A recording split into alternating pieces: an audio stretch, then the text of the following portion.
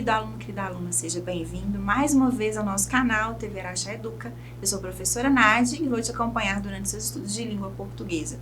Lembrando sempre que os nossos vídeos educativos são complementos das aulas que você tem na sua escola com o seu professor ou a sua professora. E hoje, para o 9º ano, nós vamos falar sobre os contos, mais especificamente sobre os contos de encantamento. Bom, vamos lá. O que você se lembra desse gênero? Tenho certeza que você se lembra bastante, porque afinal de contas esse é o gênero que nós temos os primeiros contatos ali, né, na nossa infância. Então são narrativas breves, concisas, geralmente apresentam um só conflito, porque é um texto mais curtinho, o espaço é limitado a um só ambiente, é uma única unidade de tempo, né, geralmente começa lá com era uma vez, e poucos personagens. Existem diferentes tipos de personagem e dependendo como eles se comportam durante a história, eles podem ser classificados como personagem. Então, o narrador, personagem, ele participa da história, ele conta a história e ainda atua, né? Ainda tem ação dentro da história. O observador, ele não participa, ele só conta a história. Já o onisciente, ele não participa diretamente, mas ele faz alguns comentários, ele conhece bem os personagens, às vezes ele faz algum registro de como o personagem está se sentindo em alguns momentos. Então, apesar de não participar diretamente, ele faz algumas considerações a respeito da história. A narrativa de contos, ela é muito popular e ela é caracterizada por elementos sobrenaturais ou fantásticos, seres fabulosos, animais antropomórficos, né, que são esses animais que têm algumas características ou até partes do corpo humano, objetos mágicos. E o que chama a atenção nesses contos é que existem alguns fatos que contrariam as leis do nosso planeta, as leis da natureza. Por exemplo, no conto do Aladim, você deve se lembrar que o tapete voa. Né? Acontecem também transformações de animais em pessoas, de pessoas em animais, né? Como a gente vai ver no conto daqui a pouco. Existem também muitos seres presentes, né? Que são reis, rainhas, princesas, príncipes, alguns elementos mágicos como fadas, né? Espelhos mágicos, varinhas, animais falantes. E essa palavra encantamento, ela sugere e remete a feitiço, alguma coisa que é mágica, alguma coisa que às vezes não existe no nosso dia a dia, né? Então isso seria aí o encantamento.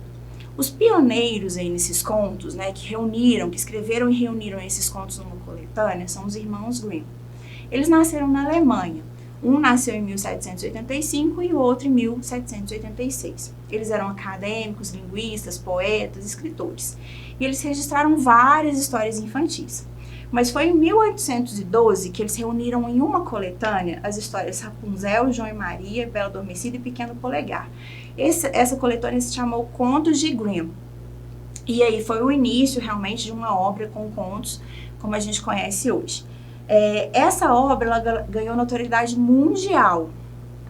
E são contos, né, que a gente reproduz até hoje. Bom, então vamos lá. Nada melhor do que a gente ouvir um conto para a gente partir para as próximas análises. Vamos lá, vamos conferir? Então esse conto é O Príncipe Sapo. O Príncipe Sapo. Vamos lá?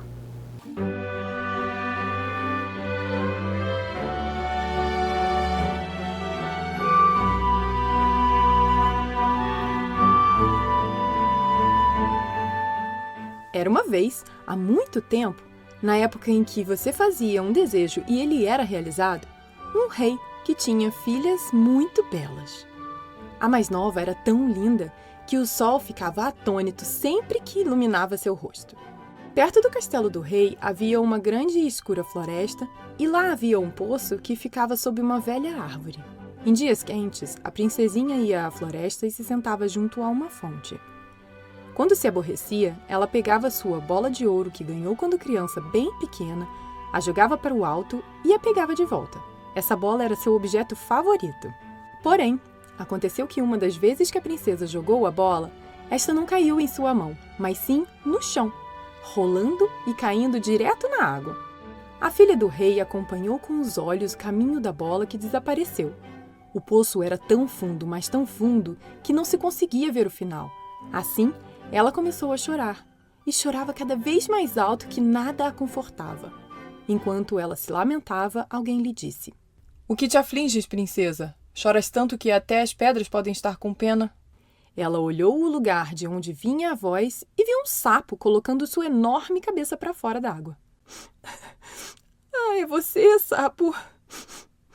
Eu tô chorando porque minha bola de ouro caiu no poço. Calma, não precisa chorar. Posso te ajudar. Porém, o que me dará em troca se eu te devolver a bola? O que você quiser, sapinho, disse ela. Minhas roupas, minhas pérolas e joias, até minha coroa de ouro que estou usando. O sapo então respondeu. Não me interessam as suas roupas, pérolas, joias e nem a coroa. Isso é tudo coisa material. O que eu gostaria é que, se você prometer me amar e me deixar ser seu companheiro, conversar até altas horas e sentar ao seu lado na mesa, comer em seu prato de ouro, beber no seu copo e dormir na sua cama, se me prometer isso tudo, eu descerei lá e trarei sua bola de ouro para cá para cima de novo. Sim, disse ela eufórica. Te prometo tudo o que quiser se trouxer minha bola de volta. Porém, ela pensou, como esse sapo bobo fala? Ele vive na água com os outros sapos e coacha com eles. Não pode ser uma companhia para nenhum ser humano. Mas o sapo, quando recebeu a promessa, meteu a cabeça na água e mergulhou. E em pouco tempo voltou nadando com a bola em sua boca e a lançou na grama. A princesa estava encantada de ver seu bem precioso outra vez. Ela pegou a bola e saiu correndo toda feliz. Ei, espera aí, disse o sapo. Me carregue, eu não posso correr tanto quanto você. Mas de nada serviu coachar super alto atrás dela. A princesa não o escutou e correu para casa, esquecendo o pobre sapo, que se viu obrigado a voltar ao poço outra vez. No dia seguinte, quando ela sentou à mesa com o rei e toda a corte e estava comendo em seu prato de ouro, algo veio se rastejando e respingando pela escada de mármore e, quando chegou ao topo, bateu na porta e falou: Princesa, princesinha, abre a porta para mim, por favor. Ela correu para ver quem estava lá e, quando abriu a porta, viu o sapo sentado diante dela.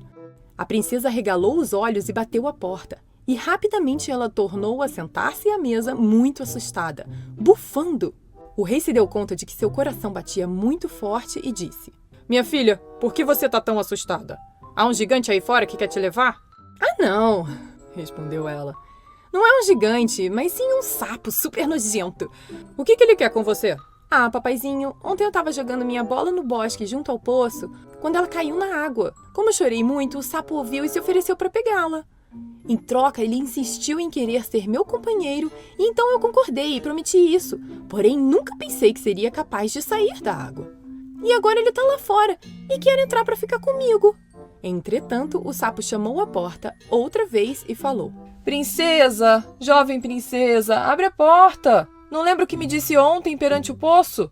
Princesa, princesinha, abre a porta para mim! Então o rei disse: Você prometeu? Você tem que cumprir. Vá lá e deixe-o entrar. Ela abriu a porta, o sapo entrou saltitando e seguiu até a sua cadeira. Sentou-se e falou: Me levante, por favor, para eu ficar ao seu lado. Ela o ignorou até que o rei lhe ordenou para fazer o que o sapo pediu. Quando ele estava na cadeira, quis sentar-se à mesa. Quando subiu, disse: Agora, aproxima seu pratinho de ouro perto de mim para a gente poder comer juntinho. Ela o fez, porém se via que não de boa vontade. O sapo curtiu muito o que comeu, mas a cada mordida que ele dava, a princesinha ficava enjoada. Em seguida, o sapo disse: Ai, tô de pança cheia. Agora tá me dando uma leseira. Me leve até o quarto, por favor. Vamos lá deitar na sua cama com um lençol de seda e dormir. Nós dois. A princesa começou a chorar porque não gostava da ideia de que aquele sapo gelado que ela não gostava nadinha de tocar iria dormir na sua preciosa e limpa cama. Porém, o rei se aborreceu e disse: Você não devia desprezar aquele que te ajudou quando tinha problemas.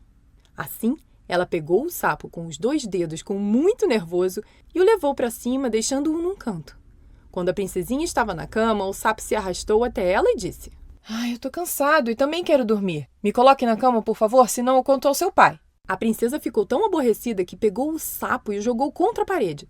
Cale-se, bicho asqueroso, disse ela. Porém, quando caiu ao chão, não era um sapo, e sim um príncipe com olhos lindos. Por desejo de seu pai, ele seria seu companheiro. Então ele contou como havia sido encantado por uma bruxa malvada e que ninguém poderia livrá-lo do feitiço exceto ela. também disse que no dia seguinte poderiam ir juntos ao seu reino se ela quisesse. A princesa não poderia acreditar no que estava vendo. Então eles foram dormir e na manhã seguinte, quando o sol os despertou, chegou uma carruagem puxada por 8 cavalos brancos com plumas de avestruz na cabeça e correntes de ouro. Atrás estava o jovem escudeiro do rei, Henrique.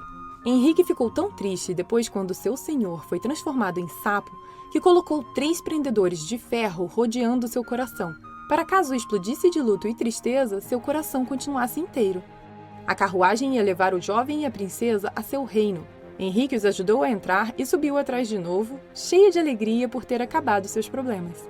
Quando estavam no meio do caminho, o filho do rei escutou um ruído atrás de si, como se algo tivesse quebrado. Assim, olhou para trás e gritou: "Henrique, a carruagem está quebrando!" "Não, amo, não é a carruagem. É um prendedor de ferro do meu coração. O coloquei por causa da minha grande dor quando era sapo e prisioneiro do feitiço." 2 vezes mais, enquanto estavam no caminho, algo fez um ruído e toda vez o filho do rei pensou que era a carruagem se rompendo. Porém, era apenas os prendedores que estavam se soltando do coração de Henrique, porque seu senhor estava livre e era feliz. Fim. Bacana, não é mesmo? Você já conhecia esse conto? Vamos partir para algumas análises. Mas antes, eu queria te falar o seguinte. Existem várias versões. No próprio processo de tradução do texto, eles acabam adquirindo versões diferentes. No conto do Príncipe Sapo, por exemplo, algumas versões trazem que a princesa ela jogava uma bola de ouro ali na beira do lago. Outras dizem que não era uma bola de ouro, é que era um pingente de ouro que ela tinha de estimação. Sobre o feitiço do príncipe também, existem algumas divergências. Algumas versões dizem que foi através de um beijo que ele foi quebrado, né? O feitiço foi quebrado. Outros dizem que a solução para quebrar o feitiço era maltratar o sapo, inclusive batendo na parede, que é um dos momentos que a gente vai analisar aqui de tensão da história, né? Outras versões ainda dizem que o animal deveria ser queimado em uma fogueira ou decapitado para que o feitiço fosse quebrado. Então existem algumas versões aí diferentes para uma mesma história. Mas vamos lá. Deixando esses detalhes à parte, existem algumas características que são gerais, independente das versões. Os personagens principais, a princesa, o sapo e o rei, que era o pai da princesa. O narrador, ele é em terceira pessoa, ou seja, então ele narra os fatos, mas ele não participa da história. Já o enredo, a história, ela tem 2 conflitos principais. Primeiro, é a perda da bola, quando a princesa está na beira da lagoa jogando a bola de ouro para cima, né, ou um pingente, e ela perde, né, esse pingente rola lá para dentro do rio. O segundo momento é que ela faz uma promessa, né, que ela daria um beijo ali no sapo se ele recuperasse a bola ou o pingente para ela. E depois, quando ele recupera, ela se recusa a pagar a promessa. No clímax, a princesa joga esse sapo na parede, né, porque ela ficou muito brava que o pai dela falou que ela tinha que pagar a promessa, que ela tinha que manter a palavra dela, que era importante, né, que ela fosse responsável, né, cumprisse o que foi dito.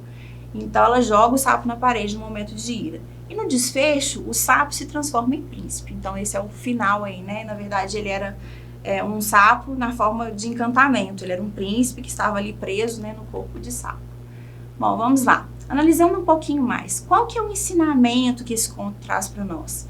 Que devemos cumprir as nossas promessas. Algumas observações. Durante o texto, a gente percebe que existem alguns adjetivos que têm uma carga muito subjetiva, ou seja, são impressões, um posicionamento de quem narra a história. Então, os escritores eles acabam colocando ali algumas opiniões nas entrelinhas. Quando ele usa, por exemplo, nesse trecho ali, que tinha filhas muito belas, então ele faz um julgamento, né? Aos olhos dele, pro gosto dele, eram muito belas.